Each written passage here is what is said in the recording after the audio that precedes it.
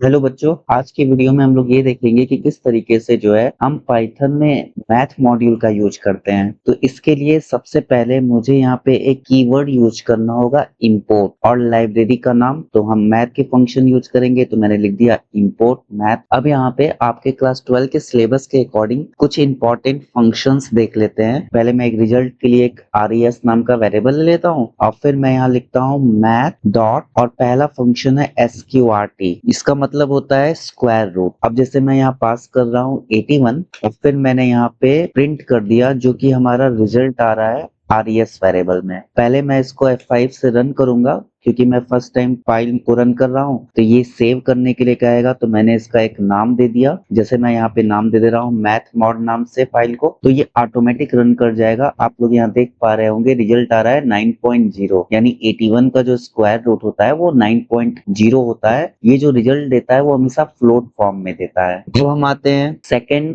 Function पे। Second function जो हमारा है उसका नाम है EXP, मीन्स एक्सपोनेंट। तो मैं यहाँ पे लिख देता हूँ EXP, और मैं यहाँ पे एक वैल्यू ले लेता हूँ, जैसे मैंने यहाँ पे ले लिया 2। और अब मैं चाहूँ तो उसको डायरेक्टली क्या कर सकता हूँ, प्रिंट कर सकता हूँ। तो मैंने यहाँ पे प्रिंट स्टेटमेंट के अंदर इसको रन कर दिया। अब मैं जैसे ही इसको रन करूंगा, इसका जो भी रिजल्ट होगा वो डायरेक्टली स्क्रीन पे आ जाएगा। जैसे कि आप लोग यहाँ देख पा रहे होंगे 7.389, ये जो वैल्यू हो गई एक्सपोनेंट वैल्यू 2 की, वो डायरेक्टली यहाँ पे आ गई। सेम ऐसे ही अगर मैं यहाँ पे पावर निकालना चाहता हूँ तो इसके लिए हमारे पास एक फंक्शन होता है POW। तो मैं यहाँ लिख दूंगा POW, और यहाँ पे जैसे मैं चाहता हूँ 4⁻3, तो मैंने यहाँ क्या किया 4,3। अब मैं इसको रन करता हूँ तो यहाँ पे आप देख पा रहे होंगे जो थर्ड टाइम है वो इसका आंसर आ गया 4 × 4 × 4, यानी कि 3 टाइम्स 4 का मल्टीप्लीकेशन, यानी 64.0। क्योंकि आंसर हमेशा फ्लोट पे आता है इसलिए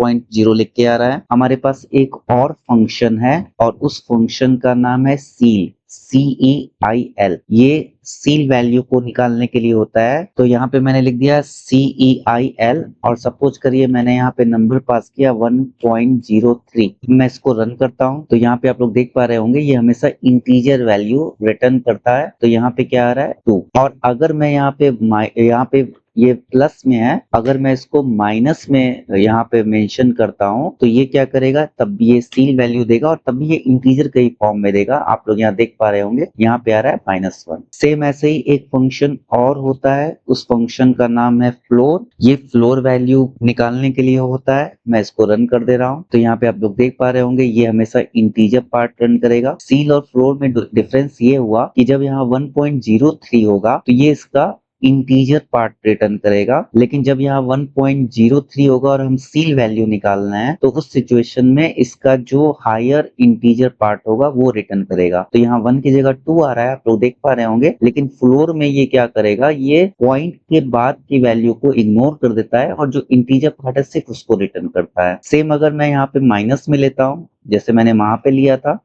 मैं यहाँ माइनस कर दे रहा हूँ तो ये आएगा -2। इसको हम रन करते हैं, यहाँ पे आप देख पा रहे होंगे ये आ रहा है -2। ऐसे ही मैं चाहूँ तो लॉग का भी यूज कर सकता हूँ। तो मैंने यहाँ लिख दिया लॉग। अब जिस नंबर की मुझे लॉग वैल्यू निकालनी है वो मैं यहाँ पास कर दूंगा। जैसे मुझे 1 की निकालनी है तो मैंने यहाँ 1 लिख दिया और ये आ गया इसका आंसर। सेम ऐसे ही अगर मान लीजिए मुझे कोई और का निकालना है, जैसे log 3 का निकालना है, तो मैंने यहाँ log 3 लिख दिया तो उसका आ गया 1.09861। और लॉग में ही एक और चीज होती है कि एक तो होता है कि उस नंबर का जिसको हमें निकालना है, और दूसरा होता है उसमें किस बेस पे निकालना है। जैसे सपोज करिए मुझे 1024 का निकालना है और बेस 2 पे निकालना है, तो मैंने यहाँ लिखा 1024,2। अब मैं इसको रन करता हूँ तो यहाँ पे आप लोग देख पा रहे होंगे इसका आंसर आ गया 10.0। सेम ऐसे ही एक फंक्शन होता है फैक्टोरियल। जैसे आप लोगों को पता होगा कि 5 का जो फैक्टोरियल होता है वो होता है 120, यानी कि 5 × 4 × 3 × 2 × 1, ये अपोजिट डायरेक्शन में मल्टीप्लाई करता है 1 तक। तो ऐसे ही मुझे किसी नंबर का अगर फैक्टोरियल वैल्यू निकालना है तो मैं डायरेक्टली निकाल दूंगा। और फैक्टोरियल फंक्शन हमेशा इंटीजर वैल्यू रिटर्न करता है। तो यहाँ पे आप देख पा रहे होंगे 1120 आ रहा है, पॉइंट में नहीं आ रहा है। नेक्स्ट फंक्शन है हमारा GCD। GCD को बोलते हैं ग्रेटेस्ट कॉमन डिविजर। तो मैं यहाँ पे लिख देता हूँ GCD। तो अगर मुझे ग्रेटेस्ट कॉमन डिविजर निकालना है, जैसे मैं चाहता हूँ कि 8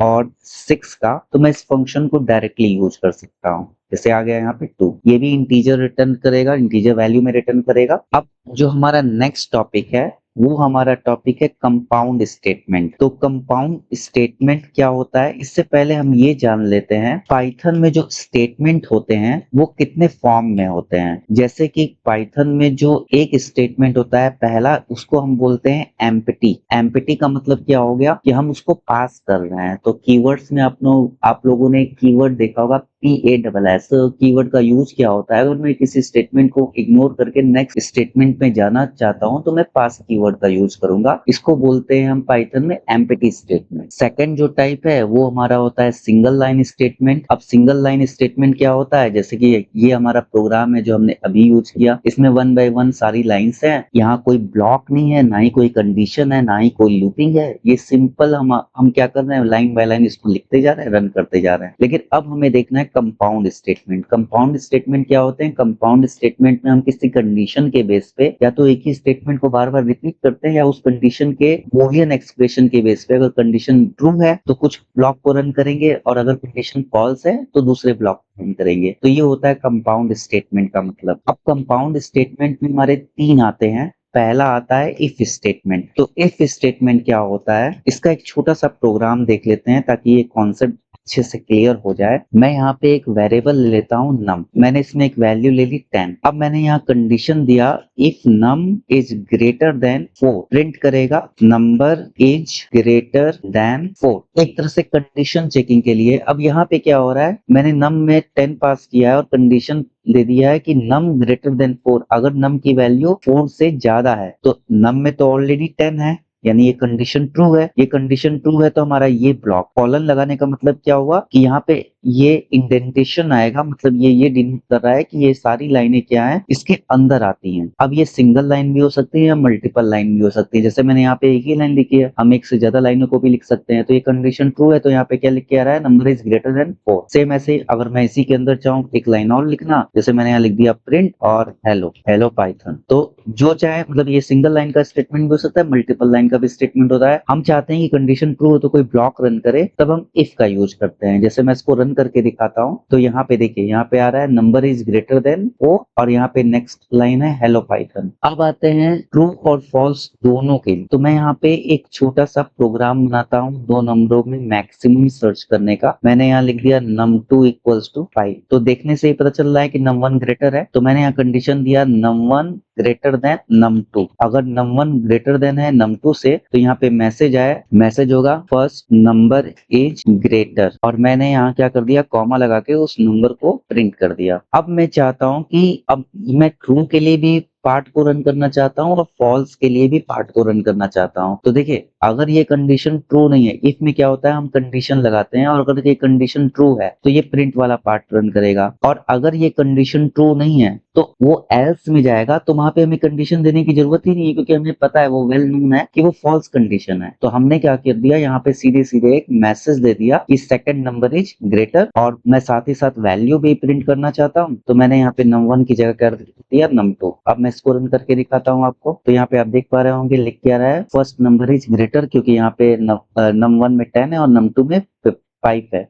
अब सपोज करिए मैं इसको 51 कर दे रहा हूँ, तो अब लिख के आना चाहिए सेकंड नंबर इज ग्रेटर। फिर से मैं इसको रन करता हूँ तो यहाँ पे देख पा रहे होंगे लिख के आ रहा है सेकंड नंबर इज ग्रेटर 51। अब हमारा जो तीसरा पार्ट है वो कहलाता है इफ एल्स। अब इसका मतलब क्या हुआ, मैं एक प्रोग्राम बनाना चाहता हूँ जिसमें मैं ये चेक करना चाहता हूँ कि कोई नंबर 0 है, पॉजिटिव नंबर है या निगेटिव नंबर है। तो मैं यहाँ पे पहले मैं एक कांस्टेंट वैल्यू ले लेता हूँ, जैसे यहाँ पे ले लिया मैंने 5। अब मैंने यहाँ लिखा इफ num ग्रेटर देन 0। अगर वो 0 से बड़ा है तो इसका मतलब क्या है कि वो पॉजिटिव नंबर है। सेम ऐसे ही अगर वो लेस देन 0 है तो मैंने यहाँ लिख दिया एल इफ। अब देखिए, एल्स में कंडीशन मेंशन नहीं करते हैं, लेकिन इफ में मैंने कंडीशन मेंशन की, तो एलिफ में मल्टीपल हम कंडीशन यूज कर रहे हैं। यानी अब मैं यहाँ पे भी क्या करूंगा, कंडीशन मेंशन करूंगा इफ num लेस देन 0। अब अगर वो 0 से छोटा है तो क्या करेगा, यहाँ पे हमने मैसेज दे दिया निगेटिव नंबर। अब वो ना तो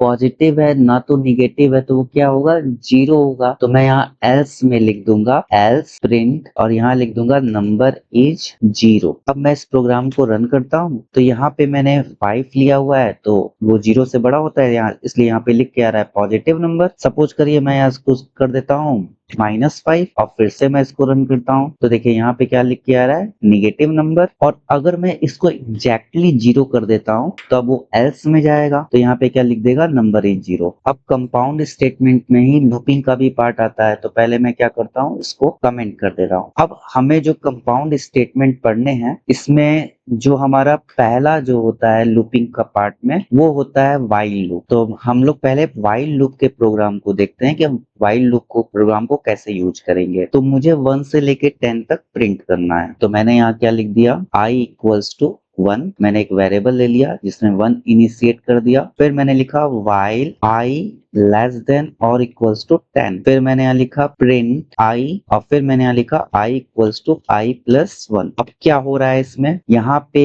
पहले i की वैल्यू 1 है, यहाँ नीचे आएगा 1 लेस देन और इक्वल्स टू 10, कंडीशन ट्रू है, 1 को प्रिंट करेगा। अब हमने लिखा है i equals to i plus 1, यानी i में पहले 1 था तो 1 प्लस 1 2 हो गया। अब ये लूप से बाहर नहीं निकला। अब 2 लेस देन और इक्वल्स टू 10, कंडीशन ट्रू है, 2 प्रिंट किया। फिर यहाँ आया i equals to i plus 1, तो अभी i की वैल्यू 2 है तो 2 प्लस 1 3। फिर कंडीशन ट्रू है, प्रिंट करेगा, 4 करेगा, 5 करेगा, 6 करेगा, 7 करेगा। ऐसे करते करते जैसे ही ये 10 से एक्सीड करेगा, मतलब यहाँ 11 होगा, लूप वहीं पे क्या हो जाएगा, ब्रेक हो जाएगा, क्योंकि कंडीशन क्या हो जाएगी, फॉल्स हो जाएगी। तो ये व्हाइल का यूज है। मैं इसको रन करके दिखाता हूँ। यहाँ पे आप लोग देख भी पा रहे होंगे रिजल्ट में 1 2 3 4 5 6 7 8 9 10 यहाँ तक आ गया। अब हम इसको जहां तक चाहे वहां तक ले सकते हैं। इसमें मैं आप लोगों को एक और ऑप्शन बता देता हूँ। यहाँ पे हम यूज कर सकते हैं इंड, और मैं चाहता हूं कि लास्ट में जब जैसे जैसे नंबर प्रिंट कर रहा है तो वो न्यू लाइन पे ना जाए, बल्कि क्या कहूँ, उनके बीच में स्पेसेस। तो यहाँ पे मैंने क्या कर दिया, ऐसे। तो अब आप लोग यहाँ देख पा रहे होंगे, ये पहले ये वर्टिकली आ रहा था, अब क्या हो गया, ये हॉरिजॉन्टली। और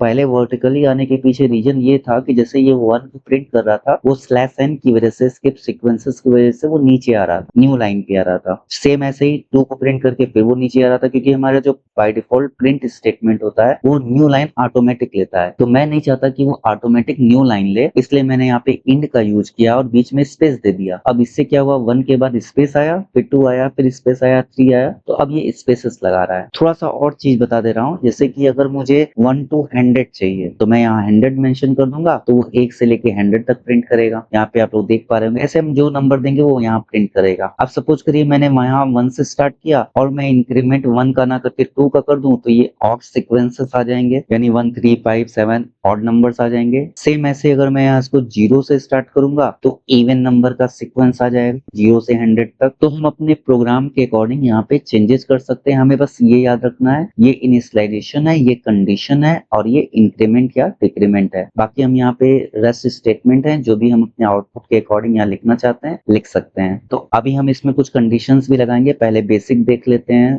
फॉर लूप के लिए बेसिक जानने से पहले हमें ये जानना होगा कि रेंज फंक्शन क्या होता है। रेंज फंक्शन का यूज हम फॉर लूप में करते हैं। रेंज फंक्शन कैसे वर्क करता है, इसका यूज क्या है। रेंज फंक्शन का यूज करने का मतलब क्या है, जैसे मैं यहाँ पे लिखता हूँ रेंज और ये लिखता हूँ 5, तो यहाँ पे 5 लिखने का मतलब ये है कि ये कहाँ पे स्टॉप होगा। अगर मैं सिंगल आर्गुमेंट पास कर रहा हूँ रेंज में, तो इसका मतलब ये हो गया कि ये 5 पे स्टॉप हो जाएगा, यानी कि इसकी जो स्टार्टिंग होती है वो होती है 0 से। तो यानी कि ये 0 to 4, यानी 0 1 2 3 4 तक डिस्प्ले होगा और 5 पे ये स्टॉप हो जाएगा। अगर मैं एक आर्गुमेंट पास करता हूं, तो अगर मैं यहाँ पे लिखता हूँ 1,5, यानी ये 1 से स्टार्ट होगा, ये 1 से स्टार्ट होगा, लेकिन जो इसका स्टॉप पॉइंट होगा वो 5 ही होगा, यानी कि ये 1 से 4 तक जाएगा। और अगर मैं यहाँ पे लिख देता हूँ 1 10,2, इसका मतलब क्या हुआ कि ये 1 से स्टार्ट होगा, इसकी स्टेप वैल्यू बाय डिफॉल्ट होती है 1। ये जो थर्ड आर्गुमेंट है ये स्टेप वैल्यू है, तो इसकी स्टेप वैल्यू होती है बाय डिफॉल्ट 1, लेकिन हम क्या ले रहे हैं, बाय डिफॉल्ट 2। यानी कि अब जो होगा, पहले आएगा 1, फिर आएगा 3, फिर आएगा 5, फिर आएगा 7, फिर आएगा 9 और 10 पे ये रुक जाएगा, तो ये आगे नहीं जाएगा। यानी ये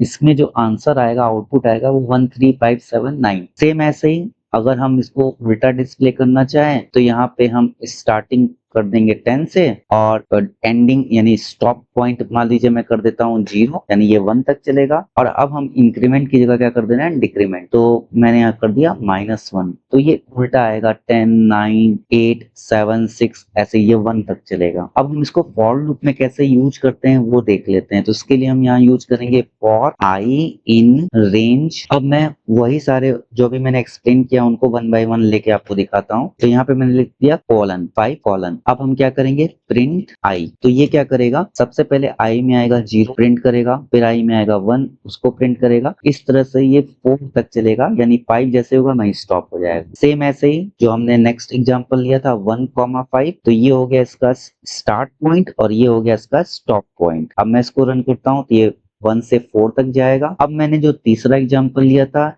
1,10,2, अब ये स्टेप वैल्यू हो गई। थर्ड वाला आर्गुमेंट स्टेप वैल्यू हो गया, मतलब ये पहले वो बाय डिफॉल्ट 1 ले रहा था स्टेप वैल्यू, अब ये लेगा 2, यानी 1, 3, 5 इस तरह से आएगा। यहाँ पे आप लोग देख पा रहे होंगे 1, 3, 5, 7, 9। अब अगर मुझे इसको डिक्रीमेंट यानी निगेटिव में लेना हो, मतलब अपोजिट डायरेक्शन में करना हो, तो मैं यहाँ पे कर देता हूँ 10, यहाँ पे कर देता हूँ, मुझे 10 से लेके 1 तक चाहिए तो मैं यहाँ कर दूंगा 0 और यहाँ पे कर दूंगा डिक्रीमेंट। स्टेप वैल्यू जो हो जाएगी वो हो जाएगी डिक्रीमेंट, तो मैंने यहाँ कर दिया माइनस। तो ये उल्टा अपोजिट डिस्प्ले हो गया 10 से 1 तक। तो आपने दोनों ही लूप देख लिए होंगे, आपको समझ में आ गया होगा कि हमारी जो इसमें कोडिंग होती है वो कम हो जाती है। हमें यहाँ पे इनिशियलाइजेशन और इंक्रीमेंट और कंडीशन ये तीनों हम एक ही लाइन में रेंज के थ्रू मेंशन कर देते हैं, तो इससे हमारा काम आसान हो जाता है, कोड में कॉम्प्लेक्सिटी नहीं रहती है। तो ज्यादातर लोग फॉर लूप का ही यूज करते हैं। अब मैं आप लोगों को दिखाता हूं कि हम व्हाइल लूप का यूज करके किस तरह से कंडीशन भी चेक कर सकते हैं। जैसे कि मान लीजिए मैंने यहाँ स्टार्ट किया 1 से और यहाँ ले लिया 10। अब मैं यहाँ प्रिंट कर रहा हूँ, यहाँ मैंने लिख दिया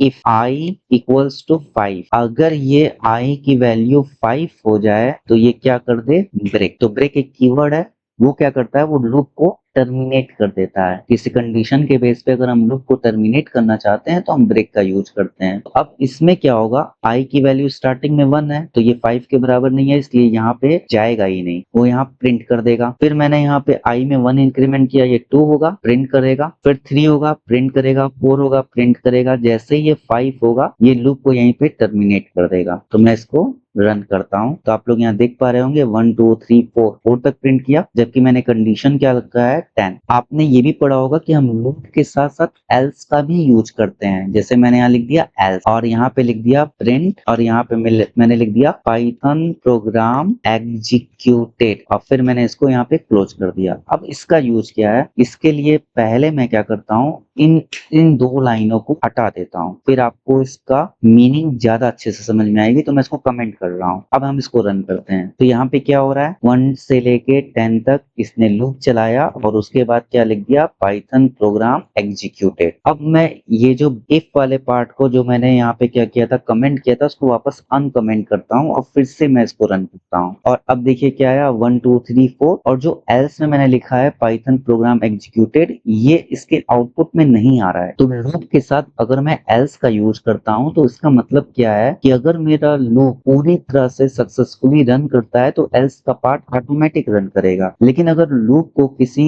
इंटरप्ट किया जाता है, किसी कंडीशन के बेस पे लूप को बीच में रोका जाता है, जैसे मैं यहाँ पे ब्रेक करके उसको टर्मिनेट कर रहा हूँ, तो उस सिचुएशन में वो एल्स का पार्ट रन नहीं करेगा। तो उम्मीद करता हूँ कि आज की वीडियो पसंद आई होगी। वीडियो पसंद आई होगी तो वीडियो को लाइक और शेयर जरूर करिएगा और चैनल पे अगर फर्स्ट टाइम विजिट किए हैं और अभी तक चैनल को सब्सक्राइब नहीं किया है तो चैनल को सब्सक्राइब भी करिए। Thank you.